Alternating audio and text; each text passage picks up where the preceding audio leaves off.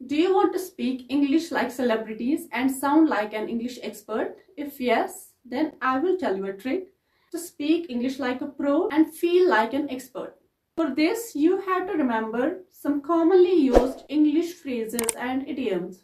मतलब spoken English के लिए अगर आपके पास स्पोकन इंग्लिश फ्रेजेस हैं तो आप कहीं भी इजीली इंग्लिश बोल पाएंगे, that too in an advanced manner. तो आज के इस वीडियो में I am gonna give you 20 spoken English phrases, and these phrases will not only improve your spoken English but will also boost your confidence to speak fluently. To make it possible, all you have to do is watch this video till end and subscribe for more informative content. Hello everyone, I'm Ayat and you're watching me on English Unlocked. एक और बात कहना चाहूंगी, इस video के दौरान अगर आपको कोई भी फ्रेज अच्छी लगती है या some phrase which is your favorite, make sure to make a sentence out of it and post it in the comment section. It will make you an expert and give me the confidence and the motivation I need. So without further ado, let's get started.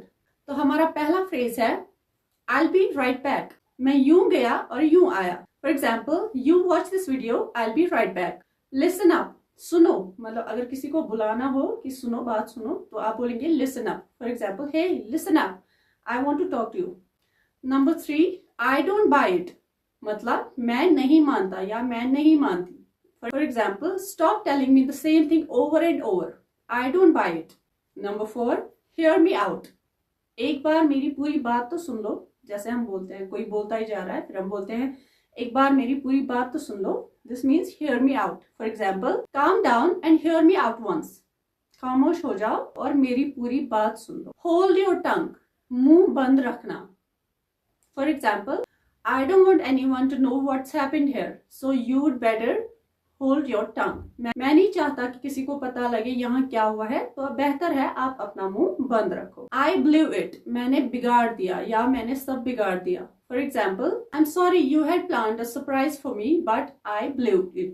आपने मेरे लिए surprise plan किया था but मैंने सब बिगाड़ दिया. You can't take it with you. मरने के बाद साथ नहीं लेकर जाओगे.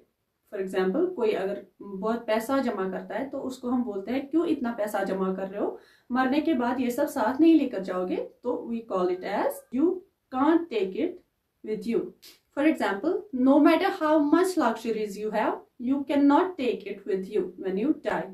Take it easy. आराम से. Example, do not drive in a rush, take it easy. I got it. मैं समझ गई या मैं समझ गया. For example, Whatever you taught us, I got it. जो भी आपने हमें पढ़ाया मैं समझ गई. Better luck next time. अगली बार अच्छा होगा. ये तब बोला जाता है अगर हमसे कोई काम रह गया या हम किसी चीज में फेल हो गए या पीछे रह गए. Then to encourage some other person, we say better luck next time. For example, never mind, better luck next time. भूल जाओ जो भी हुआ, अगली बार अच्छा होगा. I had the time of my life. मैंने बहुत मजा किया, मैंने बहुत एंजॉय किया. For example, A says, Did you enjoy the trip? B says, Yes, I had the time of my life. मैंने बहुत एंजॉय किया. Don't sweat it. मतलब इसकी फिक्र मत करो. For example, You can't do anything about it, so don't sweat it. तुम इसका कुछ नहीं कर सकते, तो इसकी फिक्र करना छोड़ दो. Keep me in the loop. मुझे खबर देते रहना. For example, I am leaving for a few days. Keep me in the loop. मैं कुछ दिनों के लिए बाहर जा रहा हूँ, मुझे यहाँ की खबर देते रहना. I told you so. मैंने बोला ही था. मैंने तुम्हें बोला ही था. This is used when we warn someone of something and that thing happens. For example, I told you so. You should have listened to me. मैंने तुम्हें बोला भी था, तुम्हें मेरी बात माननी चाहिए थी. What gives? क्या बात है? For example, it's not like you to worry too much. What gives?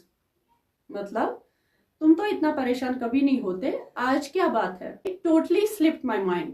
मेरे दिमाग से निकल गया. For example, I had to wish my friend on her birthday, but it totally slipped my mind. मुझे अपनी फ्रेंड को बर्थडे विश करना था, बट मेरे दिमाग से निकल गया. Tighten your belt. अपनी बेल्ट टाइट करो. नहीं. Tighten your belt means अपने खर्चे कम करो. For example, Tighten your belt if you want to secure your future. अगर अपना फ्यूचर सही करना है, सिक्योर करना है, तो अपने खर्चे कम करो. Loosen up.